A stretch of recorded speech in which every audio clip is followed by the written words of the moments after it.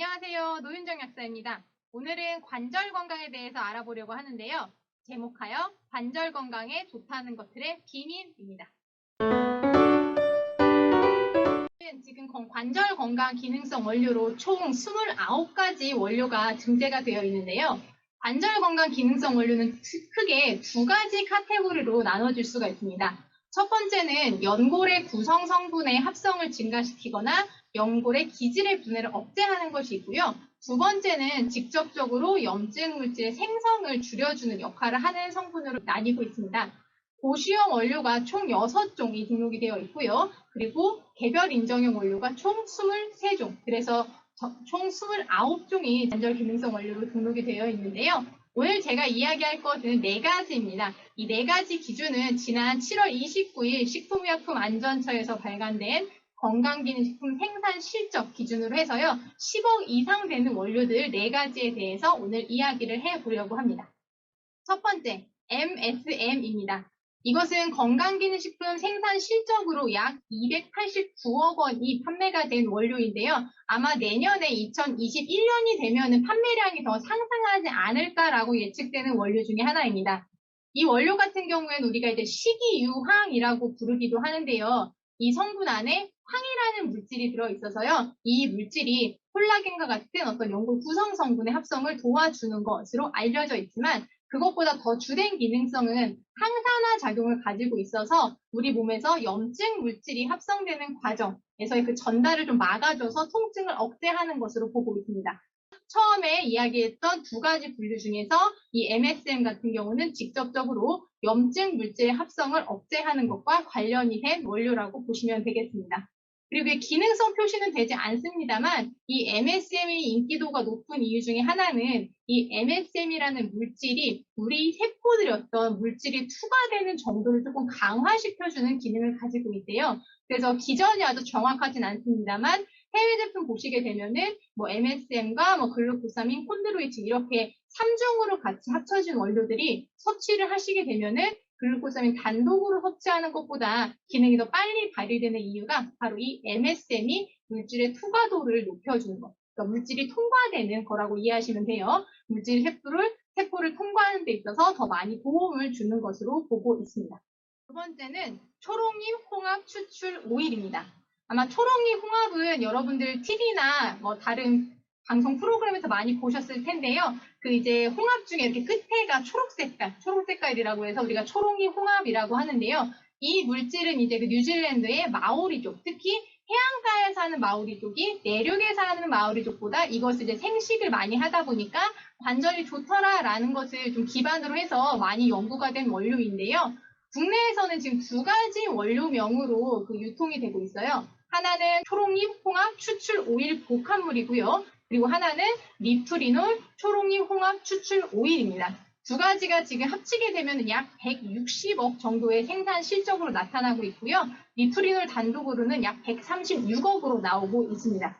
지금 이 물질 같은 경우에는 우리가 이제 MSM과 마찬가지로 직접적인 염증 물질 합성을 억제하는 원료로 구분이 되는데요. MSM과 리프리놀, 초록잎 홍합 추출 오일 두 가지를 놓고 비교를 하자면 염증 물질 생성을 직접적으로 억제하는 기능은 이 리프리놀, 초록잎 홍합 추출 오일이 더 뛰어납니다. 그런데 이 MSM 같은 경우는 항산화 작용이 있다 보니까 우리 몸에서 염증이 이제 발생을 하게 되면은요, 다양한 단계를 통해서 신호가 전달이 되는데 이 신호 전달 과정에서요, 활성산소라고 하는 것을 마치 우리의 매개체로서 활용을 됩니다. 우리가 이제 염증 아마 어느 정도 아시는 분들은 아시겠지만 100% 우리한테 나쁜 건 아니거든요. 우리 몸에 나쁜 물질이 들어왔을 때 그걸 이제 없애기 위해서도 이제 염증이라는 반응이 일어나기 때문에 이런 과정이 너무 과하게 오랫동안 지속되면 이제 우리 몸에 해를 입힐 수가 있는 거죠. 그래서 그런 과정에 있어서 MSM이라고 하는 물질 같은 경우는 항산화 작용을 통해서 염증을 조금 차근차근 없애주는 것이다 라고 이해를 하시면 되고요. 초록잎 홍합 추출 오일 같은 경우는 직접적으로 염증 물질이 합성되는 과정을 차단하다 보니까 이론적으로 보자면 통증을 억제하는 속도면에서는 초록잎 홍합 추출 오일이 조금 더 빠를 수 있지만 우리 몸의 어떤 전신적인 통증을 완화하고 산화적 스트레스를 낮추는 것에 있어서는 MSM이 더 우월한 기능을 가질 수 있다. 이렇게 두 가지는 구분을 하실 수가 있겠습니다. 네 번째는 한 번에 이야기하려고 하는데요. 세 번째는 글루코사민, 그리고 네 번째는 N-아세틸 글루코사민입니다. 글루코사민 같은 경우는 원료명으로는 글루코사민 황산염과 글루코사민 염산염 이렇게 두 가지로 표시가 되는데요. 이 두 가지를 같이 말씀드리는 이유는 원료명은 다르지만 이 두 원료가 하는 기능은 우리가 앞서 살펴봤던 염증 물질 합성과는 크게 관련이 없고요. 이거는 연골의 구성 성분 합성에 사용되는 원료격이라고 이해를 하시면 됩니다. 그런데 두 가지가 무엇이 다르냐? 일단은 글루코사민 같은 경우는요. 하루에 섭취량이 1500mg을 드셔야만 기능을 나타내는 원료이지만 이 N-아세틸 글루코사민 같은 경우에는 하루에 500mg만 드셔도 되는 섭취량이 훨씬 더 적은 원료에 속하고요. 그리고 우리가 이제 글루코사민 드시는 분들 같은 경우에 혈당 상승 걱정하시는 분들 있으신데요. 그 혈당 상승에 있어서의 문제가 아예 없는 것이 바로 이 N-아세틸 글루코사민입니다.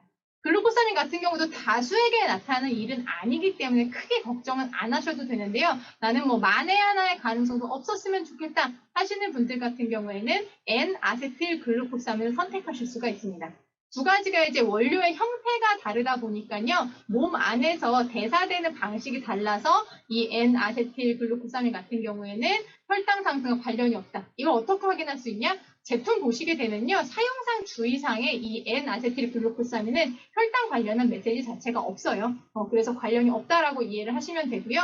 그리고 이제 N-아세틸 글루코사민 같은 경우에는 이 피부 보습에 도움을 줄 수 있는 기능성까지 같이 가지고 있는 원료다라는 조금 장점이 있다고 볼 수가 있겠습니다. N-아세틸 글루코사민 같은 경우에는요. 생산 실적이 약 56억으로 나오고 있고요. 글루코사민 같은 경우에는 34억으로 나오고 있는데요. 이 N-아세틸 글루코사민은 이제 피부 보습 기능이 있다 보니까 아마 이것까지 통합적으로 나오는 것이라서 조금 더 활용도가 높게 나오는 것 같아요. 전반적으로는 이 글루코사민의 기능과 동일하다라고 이해를 해주시면 좋겠습니다. 자, 그럼 이 네 가지 원료를 어떻게 선택을 해야 내 관절 건강을 조금 더 잘 지킬 수 있을지 지금부터 그것을 알아보도록 하겠습니다. 일단은 지금 당장의 관절의 통증이나 움직임이 많이 불편한 분들이라면 MSM이나 초롱이 홍합 추출 오일 같은 직접적인 염증 물질을 조절하는 원료를 선택하시는 게 더 도움이 될 수 있습니다. 특히 최근에 운동량을 늘리면서 관절에 약간의 불편함이 나타나시는 분들 같은 경우에는 이 MSM이 항산화 기능을 가지고 있기 때문에 전반적인 산화적 스트레스 관리에도 도움을 줄 수 있거든요. 이럴 경우는 MSM을 선택하시는 편이 조금 더 유리할 수 있습니다. 그리고 두 번째, 나는 지금 당장의 어떤 통증 문제보다는 좀 장기적으로 관절을 관리하고 보호하고 싶다. 이런 분들 같은 경우에는 그 글루코사민이나 N-아세틸 글루코사민을 선택하시는 것을 추천드립니다.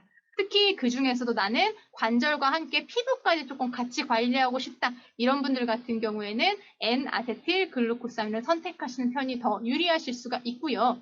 지금 나는 당장의 통증뿐만이 아니라 조금 관절의 어떤 구성 성분까지 같이 챙기고 싶다 하시는 분들은 이것을 섞어서 드시는 것도 무방합니다. 실제 시중에 나와 있는 제품들 중에서도 가격 부담만 아니라면 섞인 원료를 선택하시는 게 관절에는 더 좋은 효과를 나타낼 수가 있고요. 그리고 장기적으로 드실 때에는 두 가지를 섞어서 드시는 게 아무래도 내가 느끼는 면에서도 조금 더 기간을 빠르게 당길 수가 있는 장점을 가지고 있어요. 여기서 이제 한 가지 여러분들이 주의하셔야 될 것은 우리가 그 관절 약국에서도 많이 있는 일인데요. 뭐 관절 연골 주사를 맞으셨다거나 아니면 진통제 처방을 받으시고 통증이 조금 완화되었다고 활동량을 갑자기 늘리시는 분들이 있어요. 그럴 경우에는 어떤 영양제를 드시더라도 보호를 해드리기가 쉽지 않습니다. 그리고 체중이 너무 많이 나가시는 분들 같은 경우에는 체중 감량 없이 뭔가 관절의 부담을 줄이는 것 또한 영양제가 할 수 있는 일에서는 한계가 있어요. 그래서 우리가 이제 영양제를 똑똑하게 활용하고 싶다라고 한다면 기본적으로 관절에 도움되는 건강 생활 습관 같은 거 한 번 더 체크해 주셨으면 좋겠고요. 그리고 특히 통증이 이제 있으신 분들 같은 경우에는 물리치료라거나 아니면 병원 가셔서 염증약 드시는 거 있으시다라면 그거 먹으면서 부종 같은 거 이런 거 좀 같이 관리해 주시는 걸 추천드려요.